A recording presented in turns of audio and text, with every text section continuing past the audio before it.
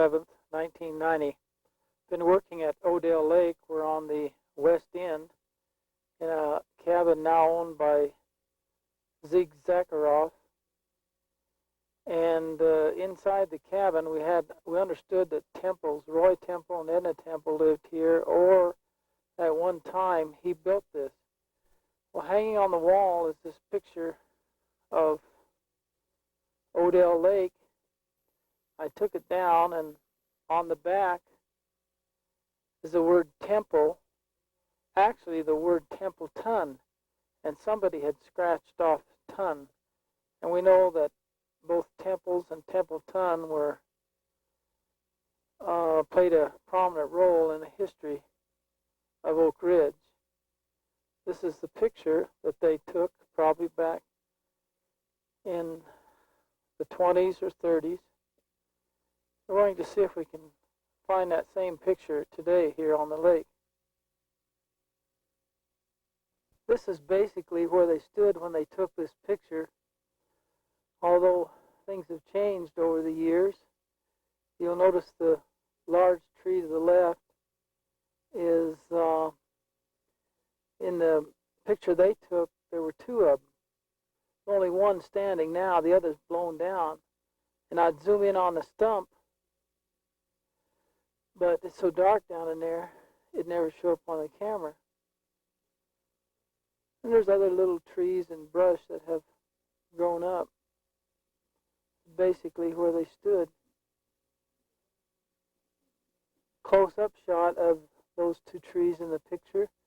You see the one standing to the left, and it has a smaller one that's grown up behind it. And this is the stump of the tree to the right, which in the picture you can see it was leaning, and apparently it leaned too much and one day toppled over.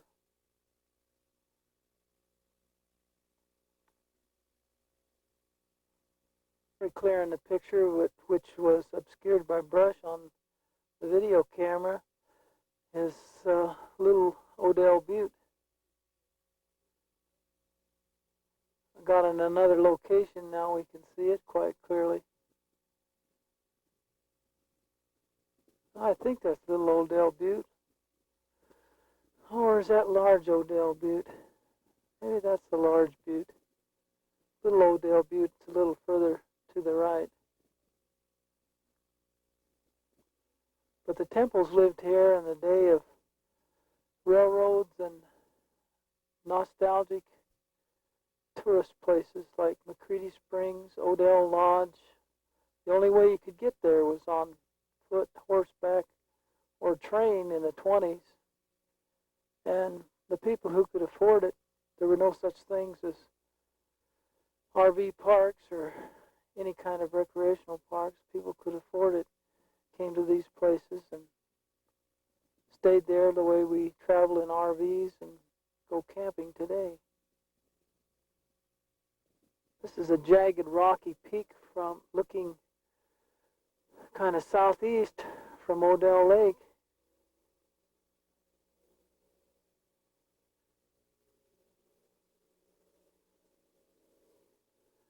My wife and I are not just sure what it is. She thought it was Diamond Peak. I thought it was Mount Yoren. But I don't think it's either one. It's got trees growing on it. Neither one of those mountains have that.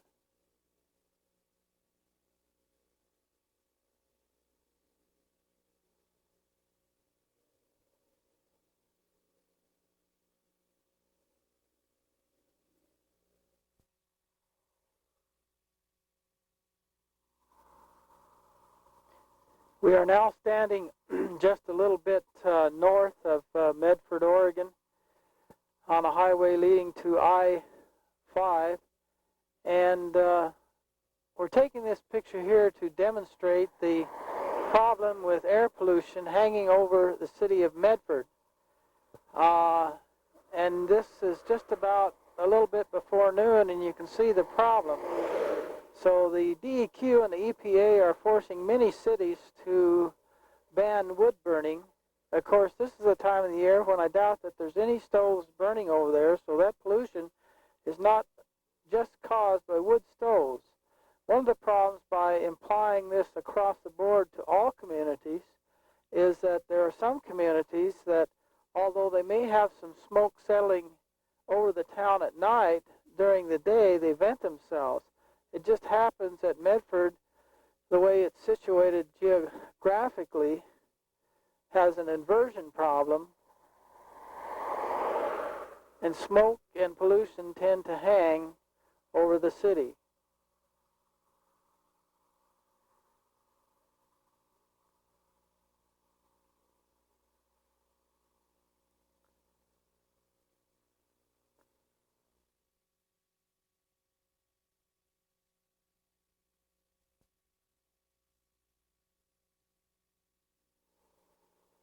Today is September 14th, 1990. Just over that direction is Grants Pass, Oregon, and the I-5 highway. And just a little bit above here, there's a creek called Jump Off Joe Creek that flows into the mighty Rogue River, which starts in the Cascades up in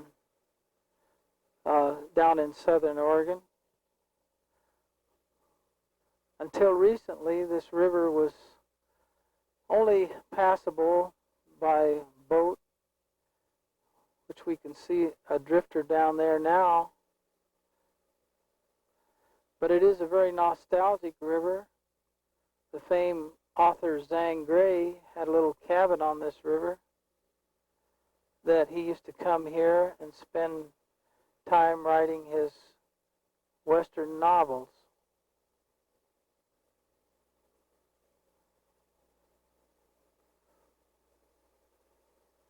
Today it's quite commercialized, lots of drift boats, rafts, commercial boats that take people down this river. I used to live here about 20 years ago, and at that time the only way you could get to the coast was by this river. But now they have logging roads that connect this area with various points towards the coast.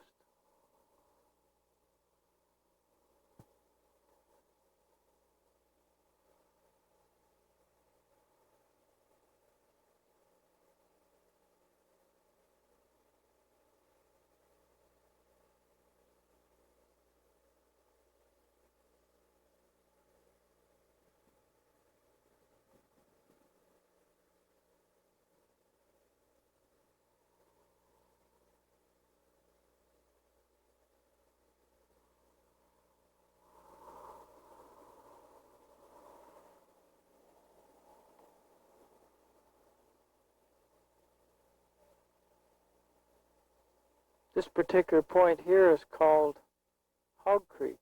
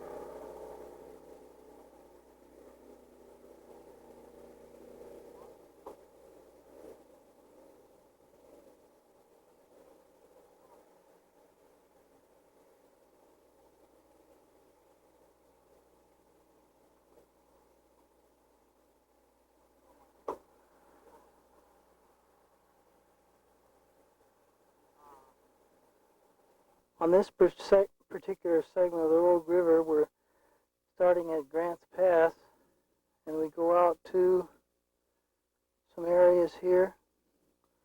A little hard to see on this map, but basically they go out towards the coast, follow the Rogue River.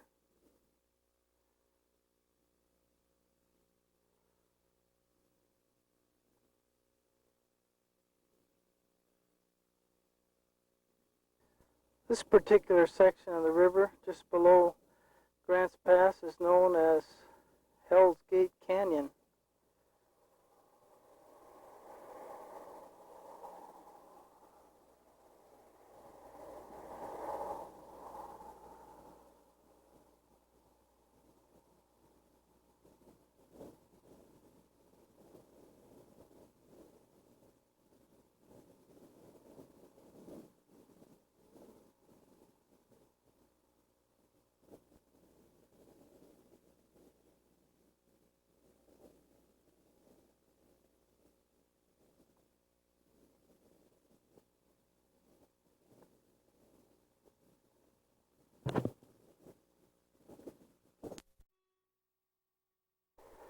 Now we're looking back up the road. We're on further down. We have some rafters just getting ready to go over some rapids up here.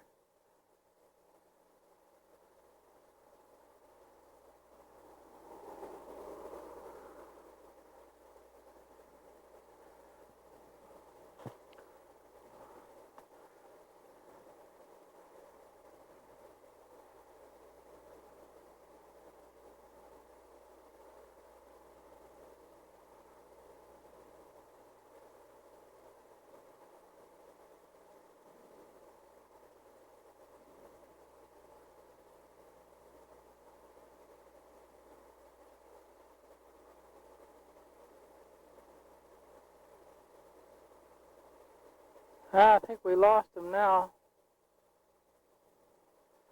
But their friends are coming up there, waiting for them to get down over there. There's another little set of rapids that we'll see them coming through in a minute. But I thought I might give an overall view of looking up the Rogue.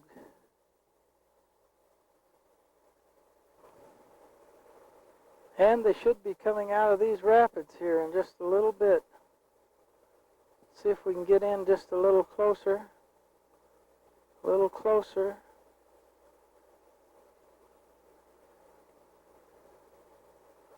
Where are they? See, those rapids are not as fast as they look.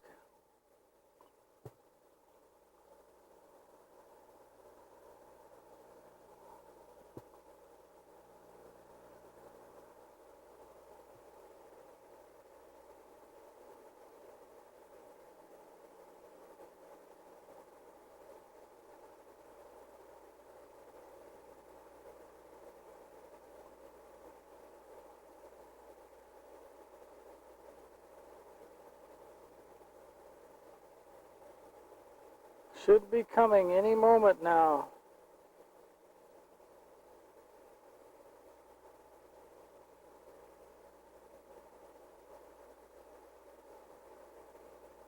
And there they are. Must be the guide boat. We only got just a few in that. Oh, we got a big tree in the road. Just messed up our pretty picture. A raft with a large group of people have entered the rapids. They should be coming out pretty soon. But way up the river there, it looks like we have a whole herd of individual rafters or canoers or whatever you want to call them.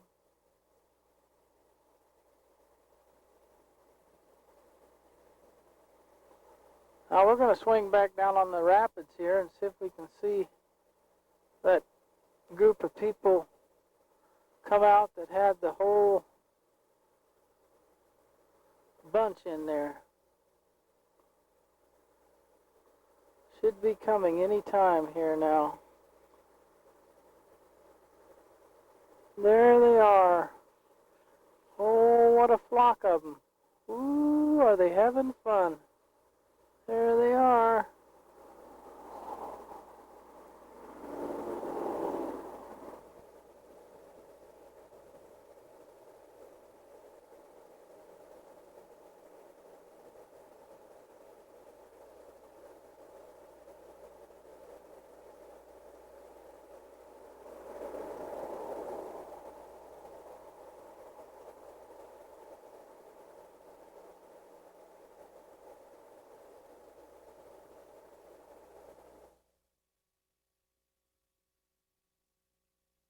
And this is the little town of Gleese, which is kind of the last outpost going down the road until you get to on closer towards the coast. I think, what's the name of that little town down there? Agnes or something like that.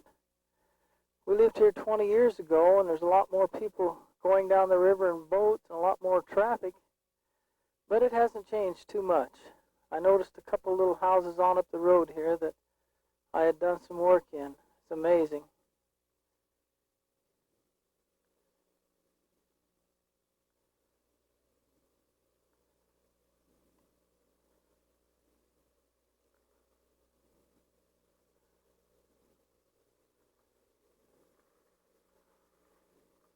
This is one of the places they all park their cars and then raft down to this point and put their rafts in and go back up to Grants Pass or wherever.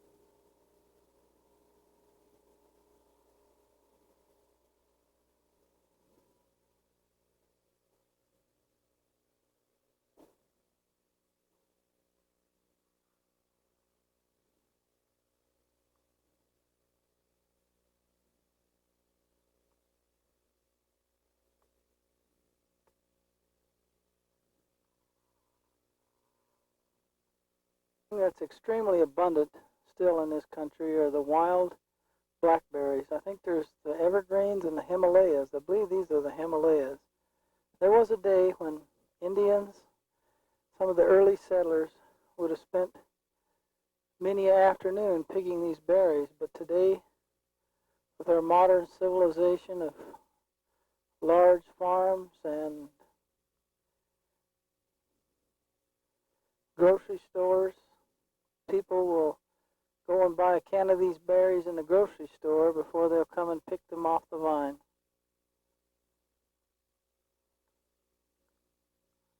In the 1860s, a little bit after, there were a lot of mining activities in this area, and one of the favorite places for miners was to go along these sandbars that over the period of years, as you can see on the other side, the river has washed itself up against hard rock, and in areas like this, it laid down deposits of sand, and miners would set up little water sluices up here about where I'm standing, take a wheelbarrow and shovel those bars out, bring them up, and run them through that sluice box and find fragments of gold.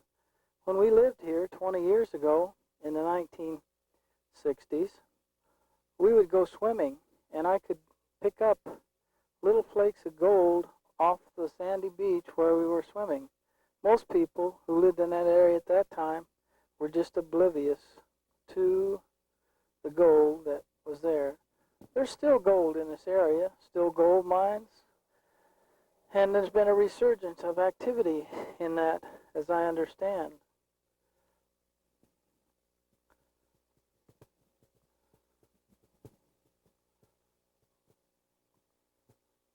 While down beyond Gleese here, we will be taking a Forest Service road which leaves the Rogue River and kind of heads up over those mountains towards the coast.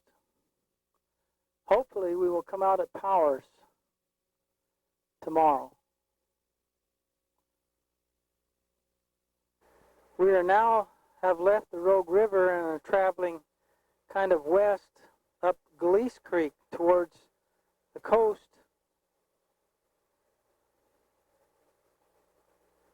This creek just a little further down here had a lot of sign of activity of mining, which is, like I said before, kind of revived itself today. They didn't look too commercial or too well to do.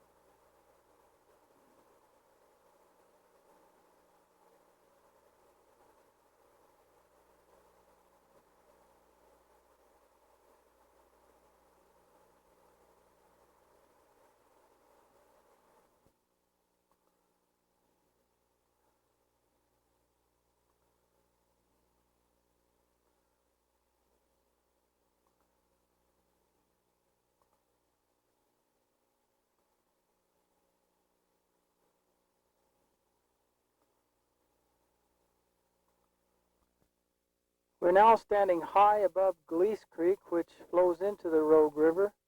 In fact, we're on the North Fork of the Gleece Creek now.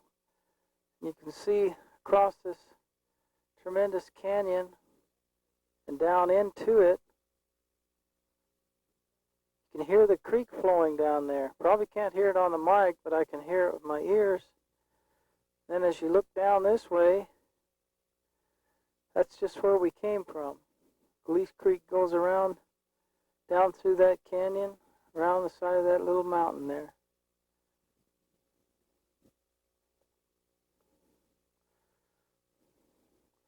Kind of interesting here, we have these quite nice large stands of Douglas fir, birchable trees, and then we have these big bare mountains here of manzanita.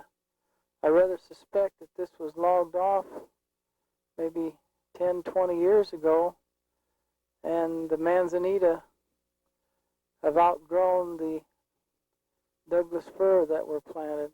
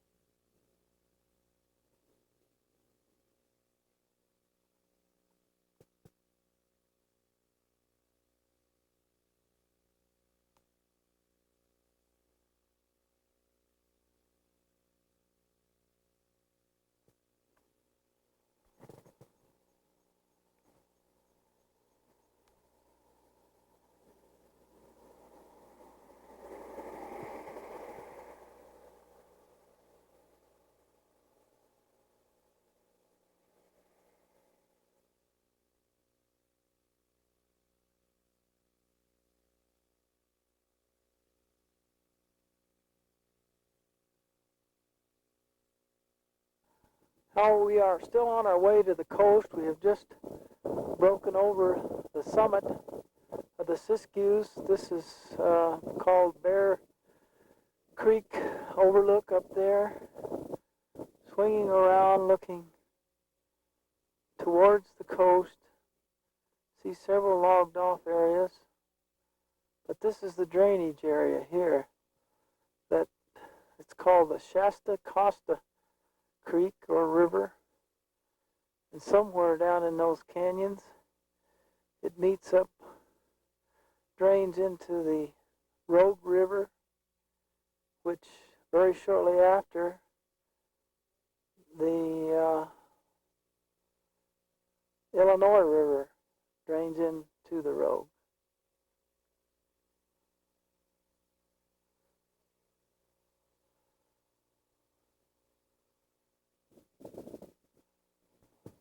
This here is the Siskiyou National Forest.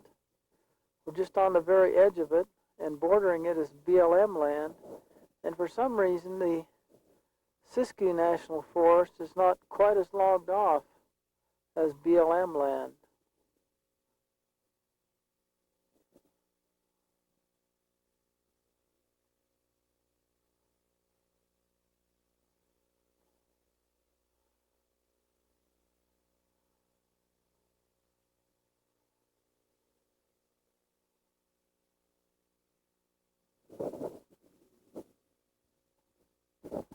Well, we're now back down the Shasta Costa Creek and have come down to the Rogue. Now ready to cross a bridge here to go to a campsite. High up on the hill is a scene that is familiar, an old scene that's familiar to the state of Oregon, is these old wigwam burners. Used to be that mills, all their scraps, just run into that thing and burn day and night. They probably burned up thousands and thousands of tons of good wood that they now use for other purposes. And this is the Rogue River. Just about 2 or 3 miles below this, the Illinois River goes into it, and they both make their way to Gold Beach. This is the mighty Rogue River just above Agnes, which is kind of a desolate community. This is looking up the river. Don't see any drifters coming down. This river runs long and deep through the canyons.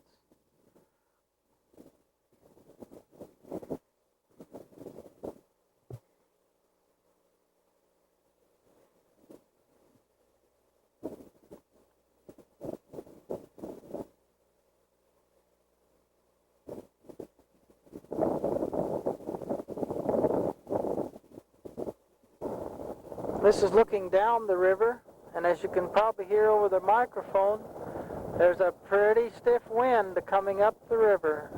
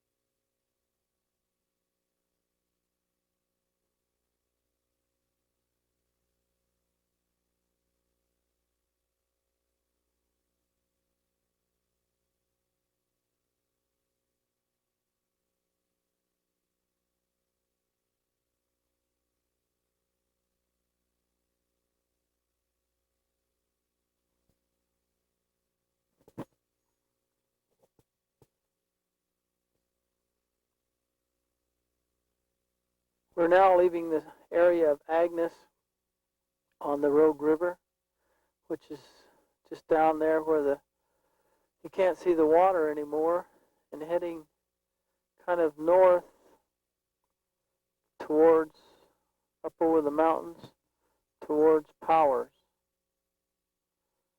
The Siskiyou Mountains, a very rugged mountain range.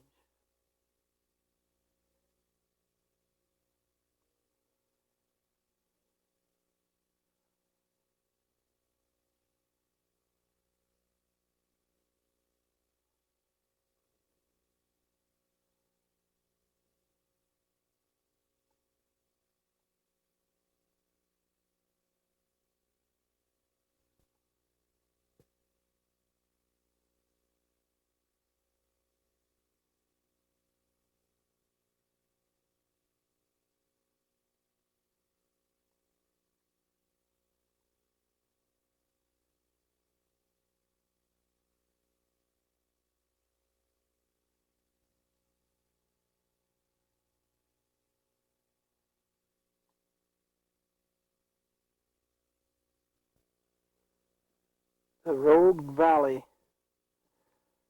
You can sure see why people got together and set this aside as a wild, scenic river.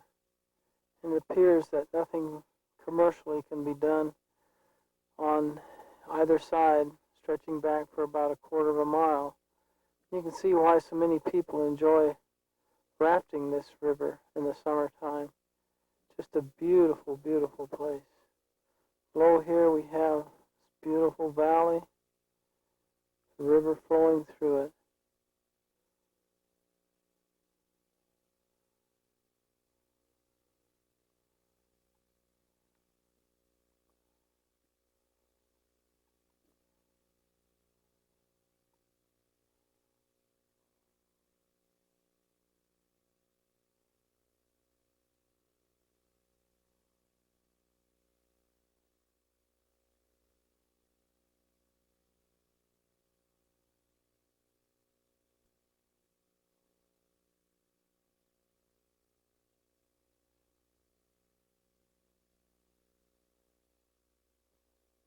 Back below I can hear, I'm not sure, but it sounds like a speedboat of some kind, riverboat. Oh, there it is.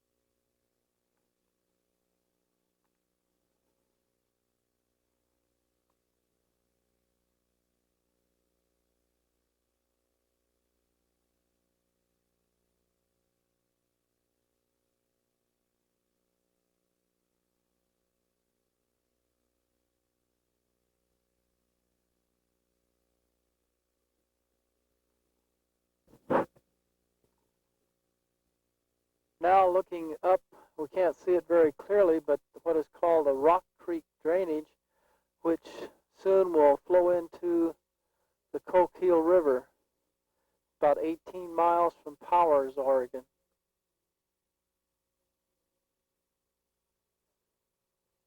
You can certainly see why it's called Rock Creek. very steep and rugged, and the whole bed is just huge rocks, even the side walls, sheer rock.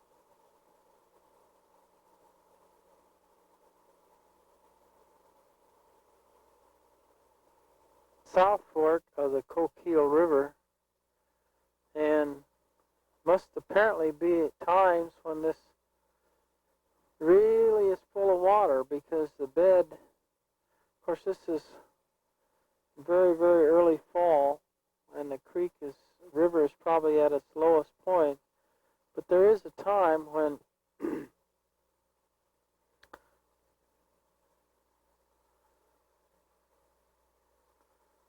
the river is really large.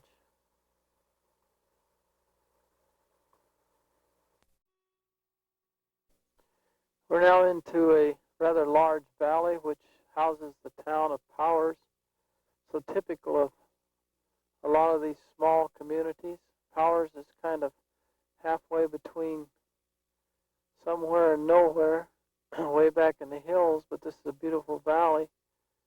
As I said before, typical is these small mills like this that, because of I don't know what, lack of timber, lack of profits, larger mills squeezing them out, just had to simply close down, which meant lack of a lot of jobs for a lot of people. This is the Coquille River that flows through here. One thing that I wasn't aware of here in Powers was that up to this valley there are many beautiful little farms. Whether they're economically viable, I guess, is another question, but there are several of them up through here. Someone out there has some hang gliders. Well, here we are in the outskirts of Powers. Very serene, quiet little town. Looks like down by the river's edge is another remnant of a large building that probably used to be a mill, which I rather suspect is also closed. But quite interesting. Setting next to it seems to be some houses that look like low income senior citizen houses or something.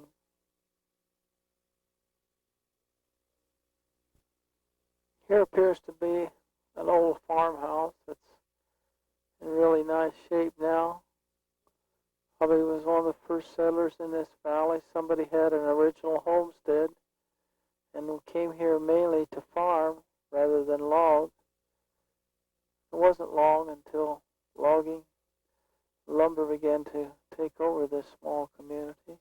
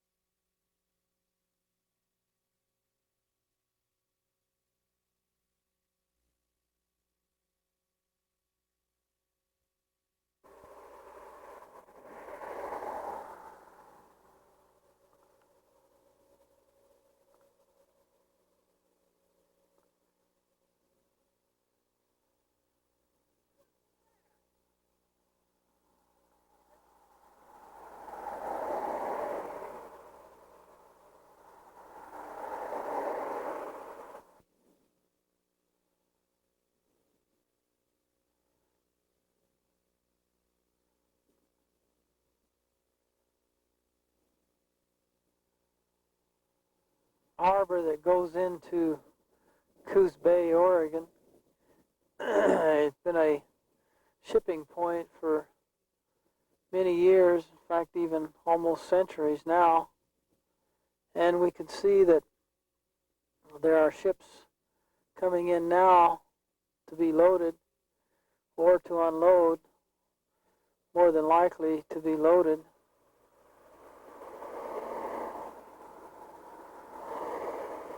Of course, today the great controversy is logs that are being shipped out of this area, destined for other countries. There's one just now coming into the harbor,